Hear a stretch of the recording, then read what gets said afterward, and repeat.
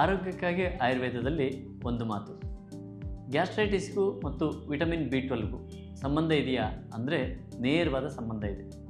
ಇವತ್ತು gut health ಹೆಸರಲ್ಲಿ ನಾವು ಮೊಸರನ್ನು ಜಾಸ್ತಿ ತಿಂದು ನಾವು ಗಟ್ ಬ್ಯಾಕ್ಟೀರಿಯಾ ಜಾಸ್ತಿ ಮಾಡೋಣ ಅಂತ ಹೋಗ್ತಾ ಇದ್ದೀವಿ. ಹೀಗೆ ಮಾಡ್ತಾ ಹೋದರೆ ಕರಳು ಇನ್ನೊಂದು ಸ್ವಲ್ಪ ಹಾನಿಯಾಗ್ತದೆ. ಯಾಕಂದರೆ ಕರಳಿನಲ್ಲಿ ಇರ್ತಕ್ಕಂತಹ ಬ್ಯಾಕ್ಟೀರಿಯಾಗಳಿಂದ B12 ಉತ್ಪತ್ತಿ ಆಗುತ್ತೆ. ಆ ಬ್ಯಾಕ್ಟೀರಿಯಾಗಳು ಪ್ರಾಕೃತವಾಗಿರಬೇಕೇ ಹೊರತು ಎಕ್ಸ್ಟ್ರಾ ಬ್ಯಾಕ್ಟೀರಿಯಾಗಳನ್ನು ರೆಡಿ ಮಾಡಿಕೊಂಡು ಮೊಸರನ್ನು, ದೋಸೆ ಇಡ್ಲಿಗಳನ್ನು ತಿಂದು ಬ್ಯಾಕ್ಟೀರಿಯಾ ಹೆಚ್ಚು ಮಾಡ್ಕೊಳ್ಳೋಕ್ಕಾಗೋದಿಲ್ಲ. ದೋಸೆ ಇಡ್ಲಿಗಳಂತೂ ಆಹಾರವೇ ಅಲ್ಲ, ಅದು ಬಿಡಿ.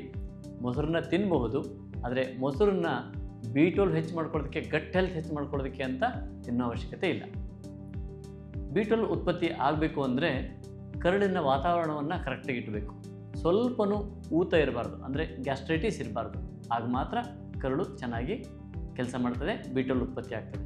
ಅದಕ್ಕಿರುವಂಥ ಪರಿಹಾರ ಏನಂದರೆ, ವಾರದಲ್ಲಿ 1-2 ದಿನನಾದರೂ ಅನ್ನದ ಗಂಜಿಯನ್ನು ಊಟ ಮಾಡಿ ಇದ್ದುಬಿಡಿ.